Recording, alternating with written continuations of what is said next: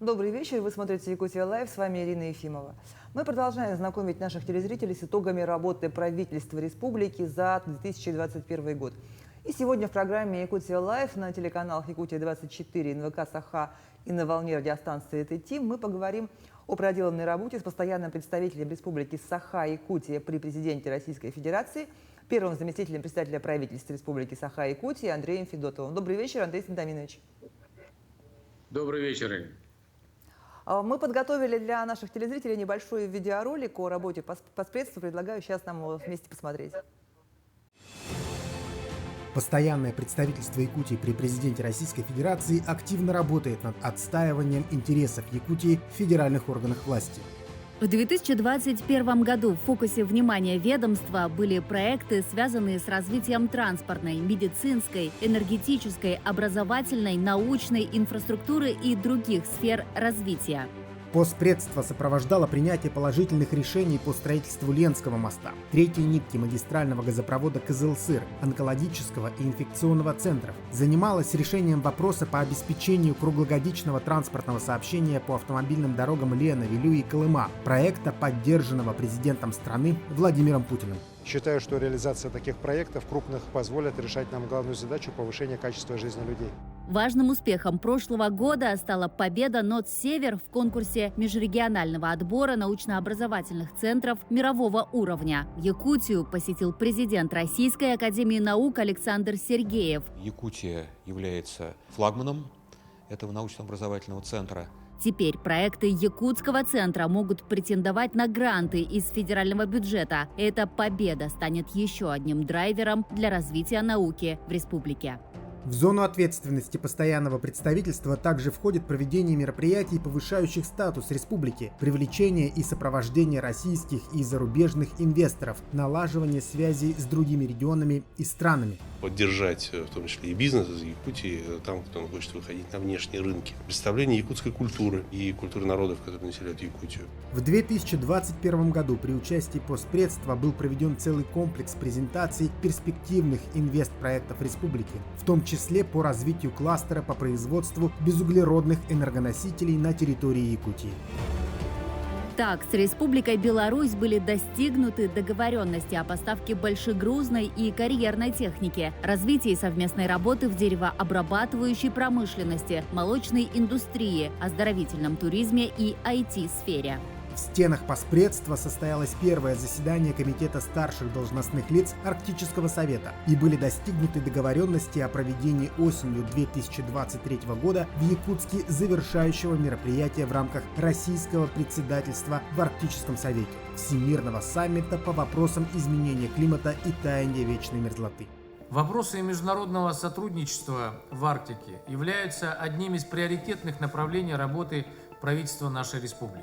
Все это работает на повышение статуса республики как крупнейшего арктического региона и позволяет познакомить мировое сообщество с перспективными проектами и инициативами республики. Важнейшим направлением для постоянного представительства была и остается работа с диаспорой и поддержка студентов. Ведомство взяло на себя миссию в консолидации якутян, оказании содействия в решении различных сложностей, с которыми сталкиваются граждане за пределами республики.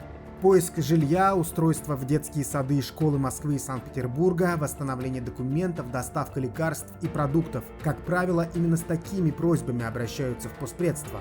Всего за год ведомство отработало более 400 подобных обращений. В решении различных вопросов от граждан большой вклад вносит Общественный совет, в котором состоят якутяне, живущие за пределами республики. Постоянное представительство Республики Саха-Якутия при президенте Российской Федерации продолжают ту линию, которую задал Максим Кирович Амосов, сыгравший решающую роль в образовании нашей республики и создании Поспредства в Москве. В этом году ведомство отметит не только столетие Якутии, но и 100 лет с момента своего образования.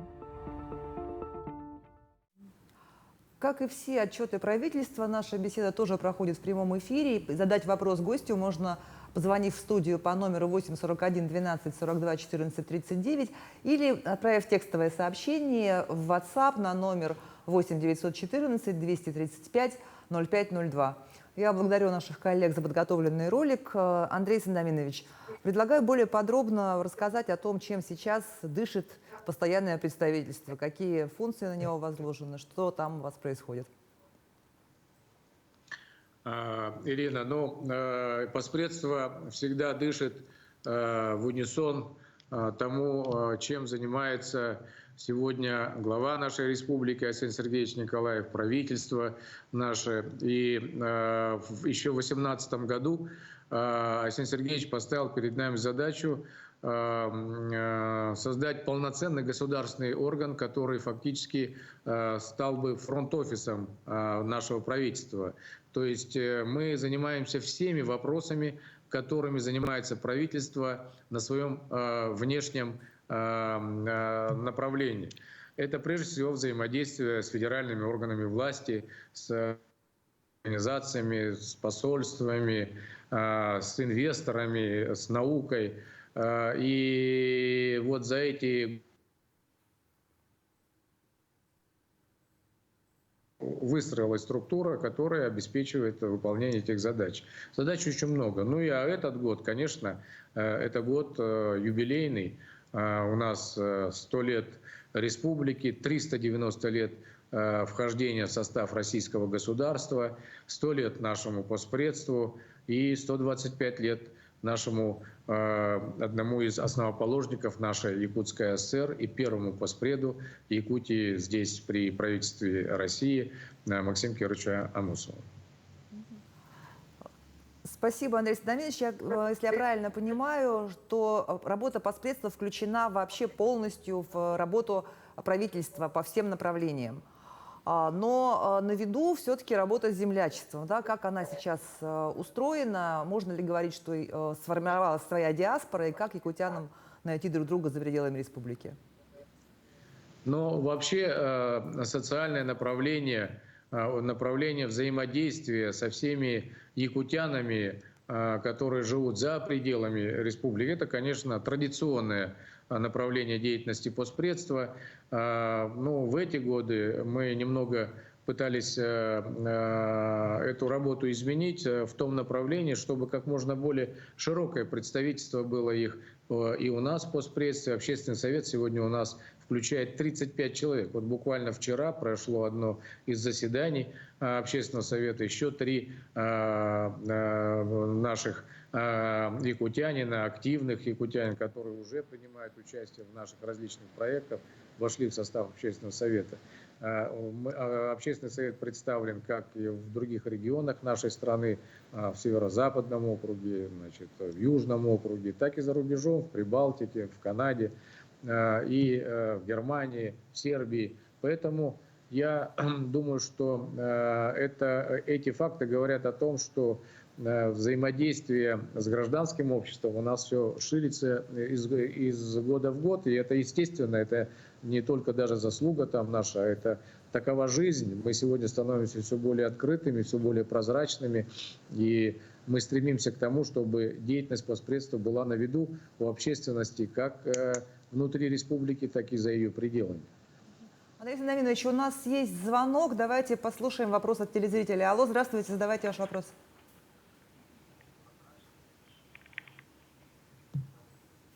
Здравствуйте, вы в эфире. Так, ну какая-то техническая заминка, мы работаем в прямом эфире. Давайте вопрос от телезрителя, который пришел. Здравствуйте. Алло. Андрей Сандаминович. Ага. Меня зовут Афанасьев Джулустан. Хотелось бы у вас спросить про девушку.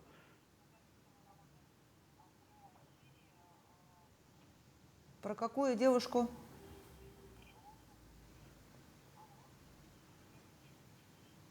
Которую нашли на вокзале, мне вот подсказывает он. Я понял, Ирина, я понял, да. О чем вопрос. Да. Ну, такая была история, очень да. Она достаточно активно обсуждалась и в социальных сетях, и в республике, и за ее пределами. Да, это непростая история одной молодой женщины, которая попала в тяжелую ситуацию, находясь здесь, в Москве. Были утеряны документы, ей было негде жить. Была ситуация, связанная с возбуждением даже уголовного дела в отношении ее. Наши сотрудники работали по этому вопросу, мы встречались с ней не один раз, мы нашли ее близких. На сегодняшний день оказано содействие ей. Ну, в общем, все более-менее нормально. Уголовное дело прекращено. Кстати, в этом процессе участвовал один из наших гражданских активистов и адвокат, который, значит, помог ей в этом вопросе. Такие истории у нас случаются. Есть у нас и обращения, когда кто-то потерялся. Значит, ну, помните, наверное, одна пожилая женщина летела из Крыма и каким-то образом отстала от самолета здесь во Внуково. Была оперативная реакция. Мы с помощью представителей авиакомпании «Якутия» нашли ее. Ну и все, слава богу, закончилось благополучно. Также к нам обратилась одна семья, который молодой человек уехал и тоже вот потерялся. Мы обратились к нашим тоже общественникам, бывшим сотрудникам, ветеранам внутренних дел, которые по своим каналам все-таки нашли того молодого человека. Счастливая встреча с родителями состоялась здесь, в Москве, и тоже все закончилось благополучно. Слава богу, как говорится, что бывают такие случаи, бывают и случаи не с очень хорошим завершением. Но это тоже работа нашего представительства, и на каждый такой случай мы реагируем как можно более оперативно, подключаем всех, кого возможно, и в таких ситуациях наши сотрудники работают 24/7 до тех пор, пока не будет разрешен тот или иной такой вот особый случай. Есть, может быть, какая-то статистика, как часто наши земляки обращались в последствия в прошлом году и по каким вопросам? Ну вот мы смотрели с вами вот видеоряд перед нашей с вами интервью. Более 400 обращений было за прошлый год, фактически одно обращение в день. В основном это вопросы социального характера. Кому-то нужна помощь организационная, кому-то материальная. Постпредство тоже и этим занимается. У нас есть определенное количество средств, значит, когда мы можем использовать в особо сложных жизненных ситуациях. Часто к нам обращаются по вопросам здоровья, с тем, чтобы мы оказали содействие в лечении, в нахождении квоты на ту или иную медицинскую операцию. Но этим мы занимаемся. У нас неплохие отношения сложились и с Минздравом страны, и с Департаментом здравоохранения Москвы, Министерством здравоохранения Московской области. К нам часто обращаются люди маломобильные, которым нужно помочь встретить, довести до места, до больницы, значит, до общежития, до гостиницы. Мы этим занимаемся. В последние годы, вот 2 года, как мы активно привлекаем в том числе такси, это гораздо дешевле, чем иметь собственный автопарк. Автопарк у нас немного сокращается. Вот, мы выводим старые автомобили из эксплуатации, но, значит, вот эта программа привлечения такси, она тоже дает свой эффект. И мне кажется, что подавляющее число заявок на вот подобного рода помощь мы удовлетворяем. Взять визу в Америку для лечения, спрашивает у меня телезритель на WhatsApp. Я так понимаю, что такие консультационные услуги вы тоже можете, ваши сотрудники, оказать такую поддержку. Можем оказать консультационные в организационном смысле, но у нас сегодня, я хочу сказать, санаторий Бесчегда возродился фактически. Да? Мы провели там большую работу, связанную с возвращением в строй старого корпуса. Он капитально отремонтирован, он уже в эксплуатации. И сегодня мы ведем ремонт главного корпуса. уже у нас совсем другой вид у санатория. И самое главное, мы обновили оборудование во многом. И вот буквально в начале этого года мы получили расширенную медицинскую лицензию. И у нас медицинский персонал в очень таком позитивном настроении сегодня. То оборудование, которое у нас есть, позволяет оказывать, и лицензии, которые мы получили, позволяет оказывать фактически любые медицинские услуги. И мы часто к ним обращаемся с тем, чтобы проконсультировали, особенно вот в условиях пандемии. Наши врачи санатория были тоже вместе с нами, и по любому поводу, кто бы к нам не обращался, по телефону, ли иногда выезжали прямо к нашим больным с тем, чтобы проконсультировать, как правильно лечиться, значит, посоветовать, какие должны быть лекарства и так далее, и так далее. Этим мы занимались все вот эти 2 года тяжелых пандемийных, развозили лекарства, продовольствие, значит, старались помочь нашим землякам, особенно людям пожилого возраста, с тем, чтобы они преодолели это непростое время. Андрей Станович, раз уже зашла речь о здравоохранении, все-таки ключевая задача постпредства – это сопровождение стратегических проектов республики в федеральных коридорах власти. И в прошлом году в рамках Года здоровья Арсений Сергеевич дал старт комплексной программе модернизации здравоохранения региона. Вот какие проекты ваше ведомство курировало в этом направлении? Ну, все вопросы связаны с федеральными программами развития здравоохранения, но если говорить там о первичном звене медицинского обслуживания, то в прошлом году было принято беспрецедентное решение о выделении 12,5 миллиардов рублей на модернизацию первичного звена здравоохранения. И первые 2,5 миллиарда уже были освоены в прошлом году, и так до 2025 года. Это очень большая поддержка. Мы знаем, что в прошлом году завершены строительно-монтажные работы, сегодня уже готовится к вступлению в строй кардиоцентр, онкологический центр. И мы сегодня работаем над инфекционной больницей с тем, чтобы у нас появилась специализированная инфекционная больница. Это уроки пандемии, которые мы внимательно изучаем и делаем выводы. Андрей Станович, также в прошлом году ваше ведомство прорабатывало предложение в транспортную стратегию Российской Федерации. Вот можно подробнее об этом и других транспортных проектах, чего в итоге удалось добиться? Ну, самая большая, значит, задача, она звучит очень просто: обеспечить транспортную доступность для каждого якутянина.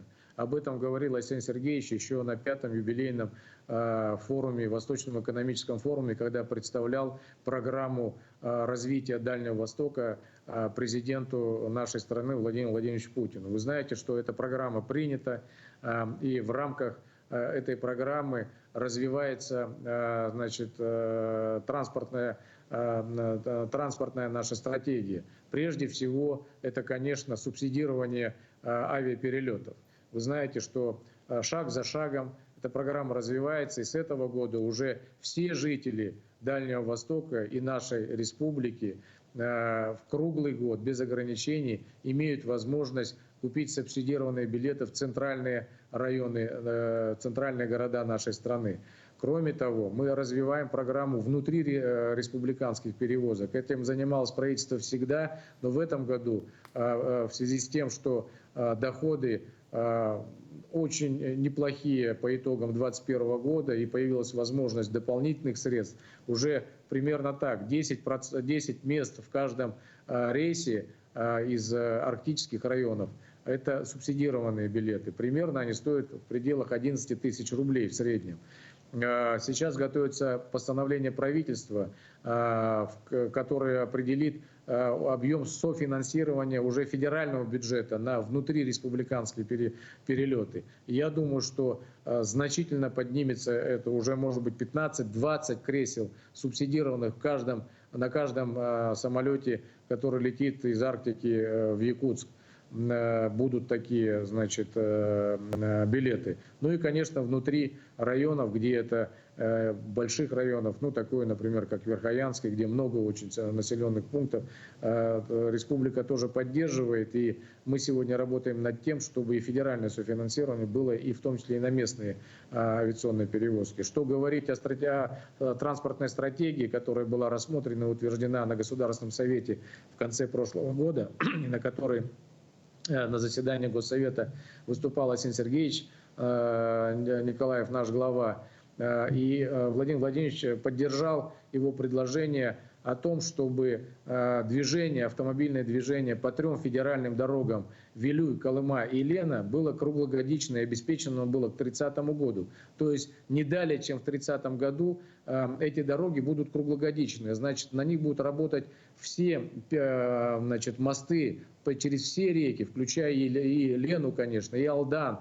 и Вилюй. И мы должны связать эти дороги и с Иркутской областью, над которым тоже сегодня трудится наше правительство. И мы занимаемся этим вопросом впоследствии уже с 2018 года, когда Арсений Сергеевич встретился с руководством Министерства транспорта и Росавтодора, и было принято решение о соединении автодороги Вилюй с автодорогами Иркутской области. И эта работа уже достаточно далеко продвинута. Пользуясь случаем, хочу вас поздравить с победой нашего научно-образовательного центра «Север» в конкурсе Минобразования и науки России. Я так понимаю, что в этом есть немалая заслуга постоянного представительства. Подробнее можно о проделанной работе и о самом проекте, что он нам даст? Арсений Сергеевич с самого начала говорил о том, что без науки, без новых технологий мы не сможем решить те задачи, которые стоят сегодня перед республикой. И вопросам развития науки, внедрения новейших технологий в нашу жизнь, этому посвящена работа правительства. Но одно из этих направлений – это создание научно-образовательного центра «Север» устойчивого развития, которое было создано решением главы республики еще в конце 2019 года. И вот в 2021 году научно-образовательный центр наш прошел все-таки всероссийский конкурс и стал одним из 15 научно-образовательных центров страны, который сегодня идет к мировому уровню по своим итогам, по результатам своей работы. Он объединил уже 5 регионов Дальнего Востока, кроме нас это Чукотка, Магадан, Камчатка и Сахалин. Мы с такой заявкой межрегиональной вошли на этот конкурс в мае прошлого года, и в августе нам объявили о том, что мы вошли в 5 победителей. Мы работаем над этим. Сейчас созданы все организационные, решаются вопросы. Создан межрегиональный центр, межрегиональный проектный офис, который располагается физически здесь, в Москве, на территории нашего постпредства. Буквально сегодня утром состоялось заседание управляющего совета. Руководит управляющим советом Сергей Васильевич Местников, заместитель председателя нашего правительства. Мы рассчитываем, что в рамках этого НОЦ будут реализованы многие проекты, связанные с новыми видами энергии, например, с водородом, с другими возобновляемыми источниками энергии, такие как солнце, ветер. По этому вопросу очень много уже сделано. В ближайшие годы там порядка почти 50, по-моему, комплексных энергокомплексов солнце, дизель будут введены на территории нашей республики совместно с корпорацией Росгидро. Вы знаете, что началось фактически строительство, уже изыскания проведены и так далее по строительству атомной станции малой мощности в Усть-Куйге. И другие вопросы решаются в рамках НОЦ. И прежде всего вопросы влияния, изменения климата и, соответственно, вечно мерзлых грунтов на нашу жизнь.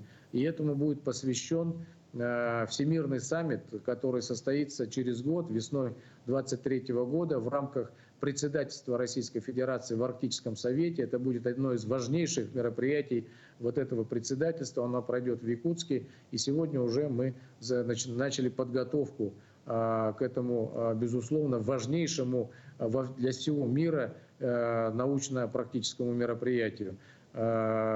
Поддерживает нас, безусловно, Российская академия наук. Вы знаете, что Александр Михайлович Сергеев, ее президент, в прошлом году, весной прошлого года посетил нашу республику с трехдневным визитом, участвовал в работе конференции в Якутске, в Северо-Восточном нашем федеральном университете, посетил ТИКСИ. Сегодня в ТИКСИ стоит вопрос и начинается работа по формированию научно-испытательного полигона. У нас там начались работы по газификации углей, например, чтобы из угля делать газ, а это уже гораздо более экологично, а возможно потом и водород. Ну и другие очень интересные проекты рассматриваются, и уже началась реализация в рамках научно-образовательного центра. И мы на это очень рассчитываем, что это действительно станет такой хорошей площадкой, хорошей базой для инновационного развития нашей экономики. Ну, спасибо за такой полный обстоятельный ответ. И отвечая, вы затронули тему Арктического совета, тему Арктики. Не могу на ней не остановиться, потому что вы сами выходец из Северного улуса, и Якутская Арктика, и вообще Арктика в целом сейчас на федеральной повестке, и наверняка ваше ведомство тоже участвует в развитии Якутской Арктики. Да, арктическая тематика в повестке работы Постпресс занимает одно из главных мест. Ну, я просто скажу вам тоже, как моему земляку из Верхоянского района. Вот буквально на днях я по поручению Арсения Сергеевича организовывал отчет правительства перед верхоянцами. И вы знаете, вот та работа, которая проведена за последние годы в рамках реализации стратегии развития арктической зоны Российской Федерации, которую утвердил, такую же стратегию утвердил и Арсений Сергеевич по республиканско-арктическим территориям. Вы знаете, вот по итогам отчета могу сказать, люди поверили в позитивные изменения в Арктике. Они уже видят, что они происходят. И поэтому, собственно говоря, ну просто удивительный для меня, мы проводили онлайн результат. Более 400 человек приняло участие. Это при очень небольших возможностях коммуникации. Там нет волса, но тем не менее почти все населенные пункты и села подключились к этому разговору. И более 250 было просмотров на YouTube. Это говорит о том, что люди видят изменения в Арктике и очень ждут дальнейшего продвижения этих программ. Очень много было вопросов, а настроение в Арктике улучшается. Это замечательно. И это, наверное, главное достижение в реализации арктических стратегий, которыми сегодня занимается наше правительство. Но мы, конечно, в этом участвуем, безусловно. Мы занимаемся комплексным развитием ТИКСИ. И могу вам рассказать о том, что к 2024 году поселок Тикси мы рассчитываем увидеть освобожденным от всех вот этих вот разрухи, от заброшенных зданий, сооружений, от брошенного металлолома. И не только Тикси-1, но и Тикси-3, где у нас гарнизон сегодня активно развивается военный. Очень верю в том, что будут большие положительные изменения в работе морского порта, который сегодня обозначен как порт двойного назначения, и гражданского, и военного. Туда приходит МЧС, туда приходит новая наука.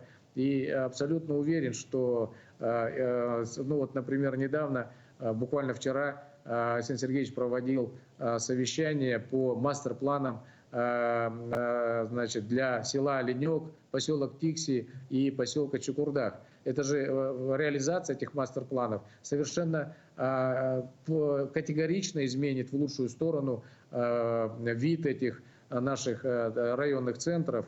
И этим занимается наше правительство и очень активно помогает этому наше Постпредство. Спасибо. А насколько мне известно, Постпредство также активно налаживает культурные и экономические связи с другими... У нас звонок, да? У нас звонок. Алло, здравствуйте. Мы вас слушаем. Алло, добрый день, Андрей Сандаминович. Меня зовут Татьяна Борисовна. У меня нет вопроса. Я вот хотела бы выразить вам огромную благодарность от меня, от моей семьи.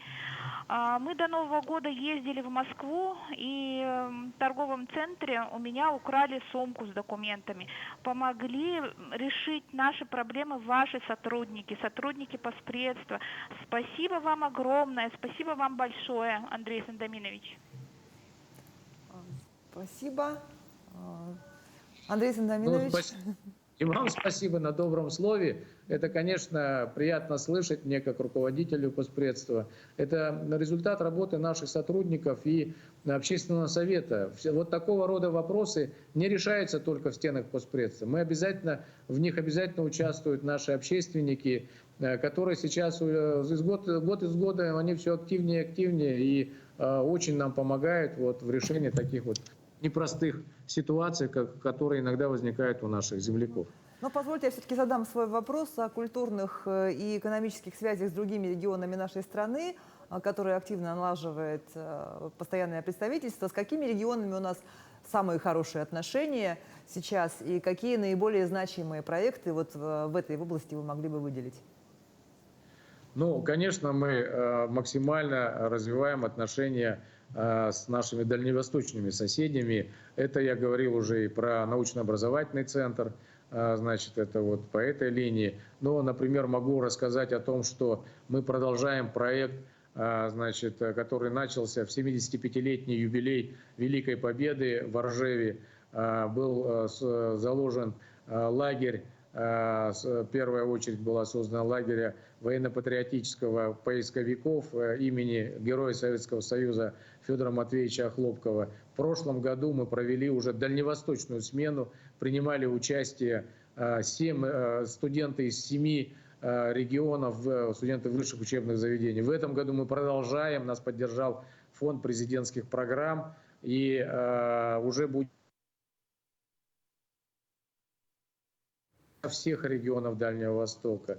Конечно, у нас очень близкие отношения традиционно с Татарстаном, Башкортостаном, Северной Осетией, с Калининградской областью, с Новгородской областью, с северо-западными, вообще вот и с городом Санкт-Петербургом и Ленинградской областью. Сегодня активно развиваются отношения с Республикой Крым. Если говорить о международных, то, конечно, это страны СНГ, прежде всего Беларусь, Узбекистан, Казахстан, Кыргызстан. Значит, традиционно у нас близкие отношения с Германией, с Францией. Вот, там работают и наши земляки, есть наши общественные организации земляческие, в Канаде есть. Вот, мы сегодня участвуем в подготовке и значит, впервые в истории будет проведен такой форум соотечественников, которым занимается сейчас Министерство внешних связей наших. И мы максимально поднимаем вот наши коммуникации, развиваем с нашими земляками. Не только в других регионах страны, но и за рубежом.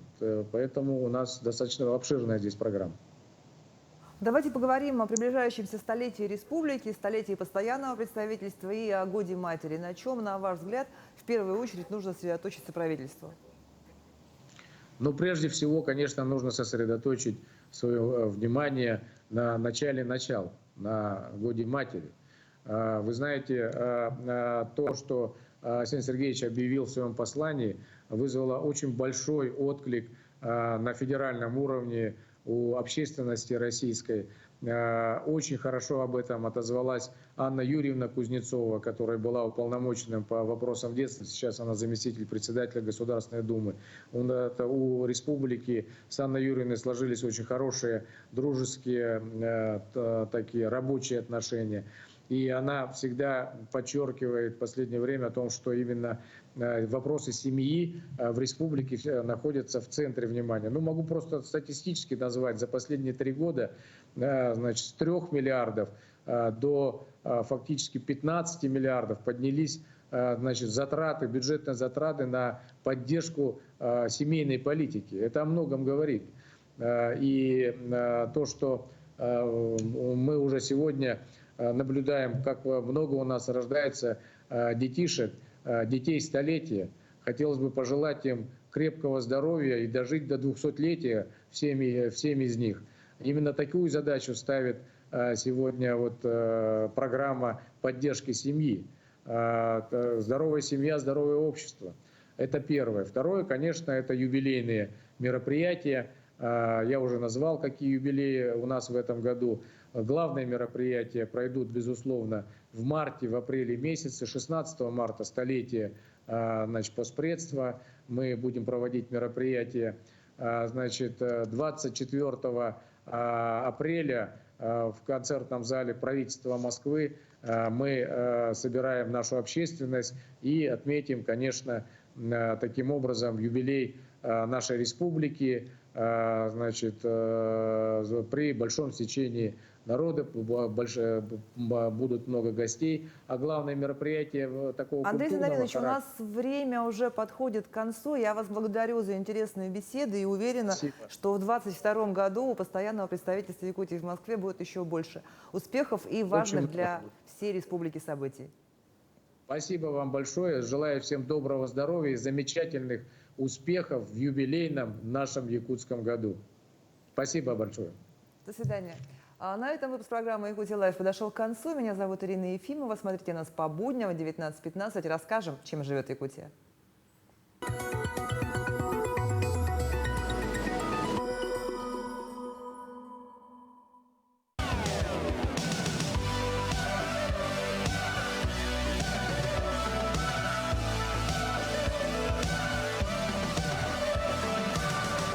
Джинса с нами теплее.